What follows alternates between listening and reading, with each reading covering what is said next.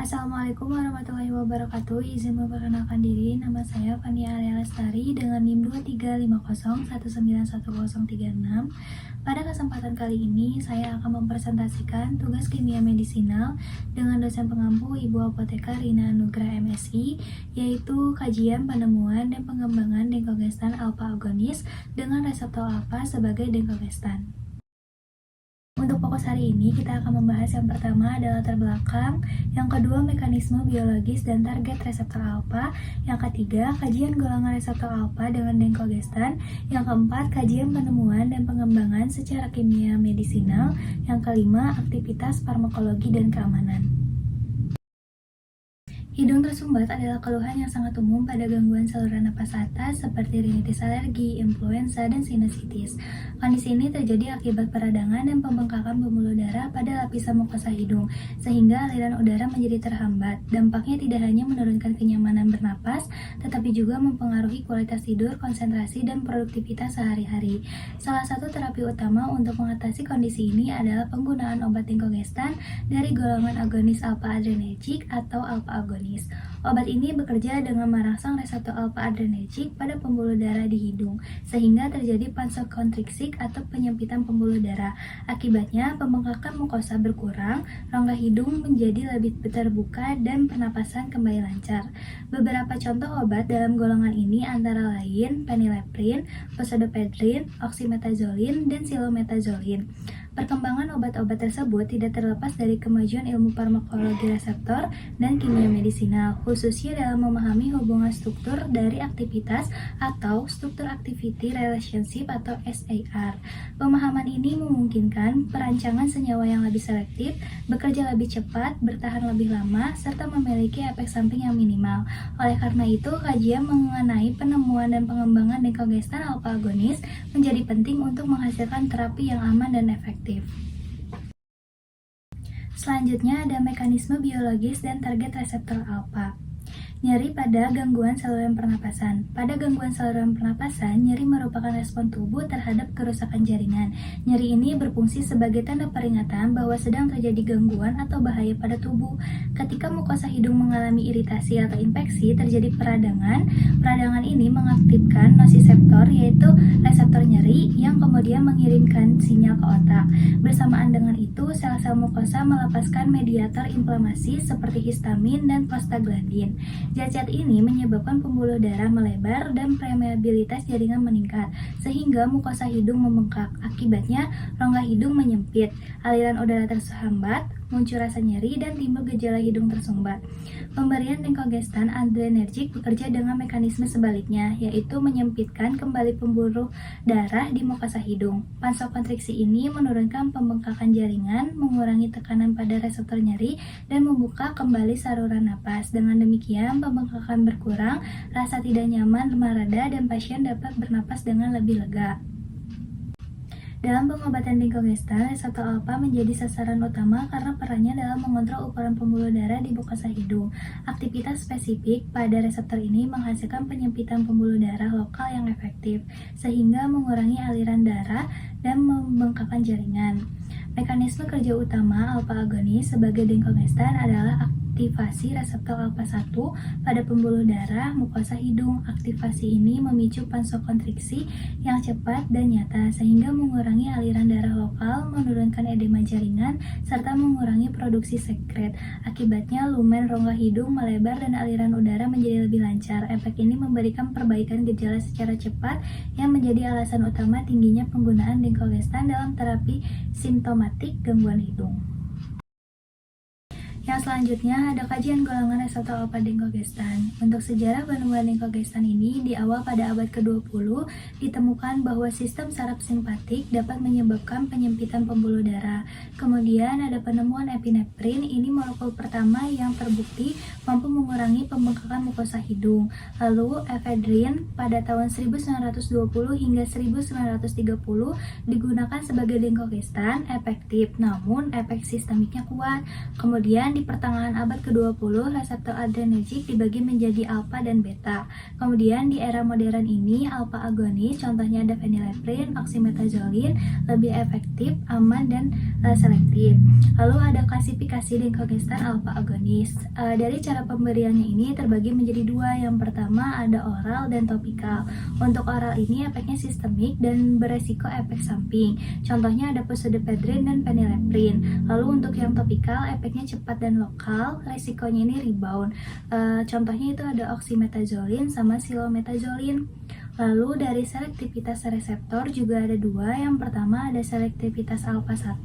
Fokusnya pada pembuluh darah, efeknya itu jantung lebih ringan. Contohnya ada phenylephrine. Lalu ada campuran alfa dan beta. Resikonya ini meningkatkan denyut jantung. Contohnya ada pseudoephedrine. Lalu untuk durasi kerja ini terbagi menjadi 3. Yang pertama ada durasi pendek, itu sekitar 3-4 jam. Efeknya ini singkat. Contohnya ada phenylephrine. Yang kedua ada durasi kerja sedang, itu sekitar 6-8 jam. Ini itu seimbang. Contohnya ada silometazoline.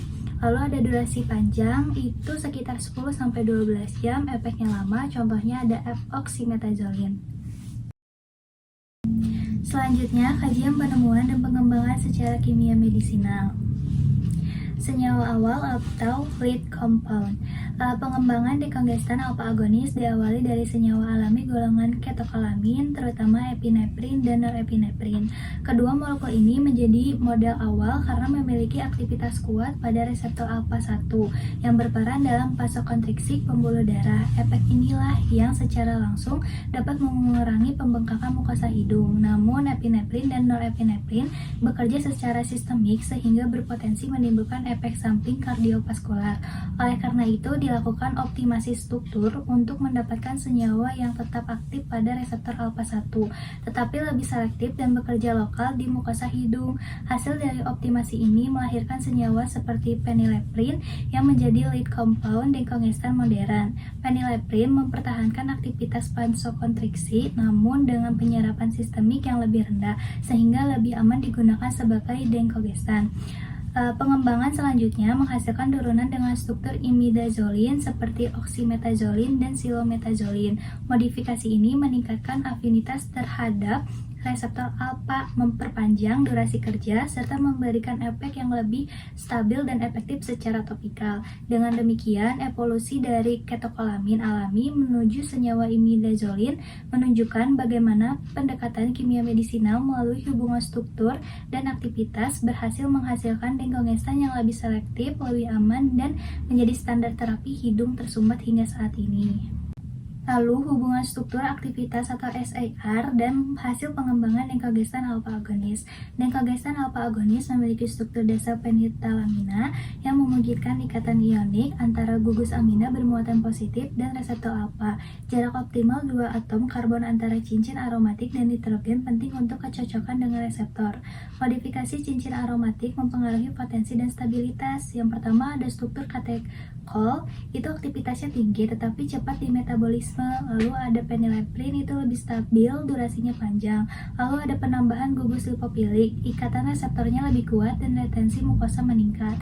Lalu modifikasi rantai samping menentukan selektivitas reseptor.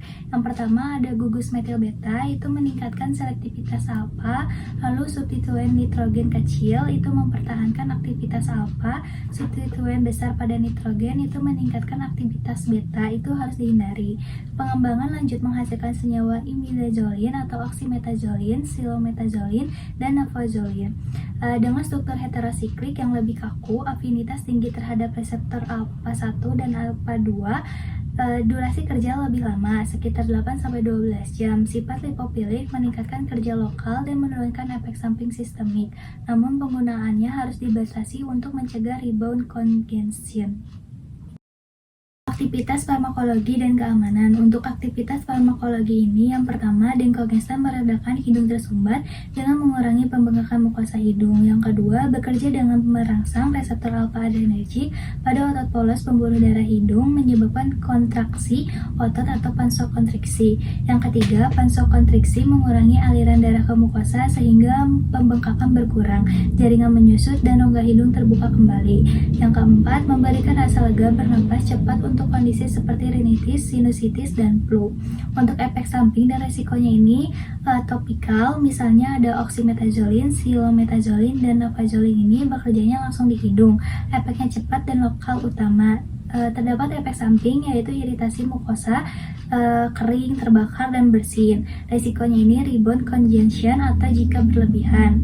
Lalu ada sistemik, misalnya ada pseudoephedrine, phenylephrine oral. Nah, ini tuh bekerjanya melalui darah, bisa meningkatkan tekanan darah atau denyut jantung. Efek sampingnya ini meningkatkan tekanan darah, palpitasi, takikardia, sakit kepala, gelisah, dan insomnia.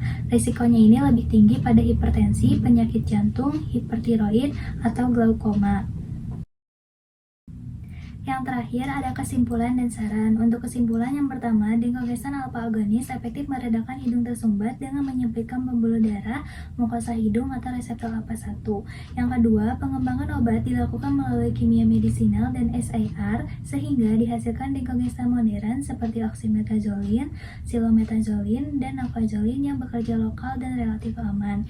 Yang ketiga, pemakaian terlalu lama dapat menyebabkan rebound congestion atau rinitis medikamentosa, sehingga penggunaannya harus singkat. Untuk sarannya, yang pertama dapat digunakan denkogestan semprot hidung maksimal 3-5 hari.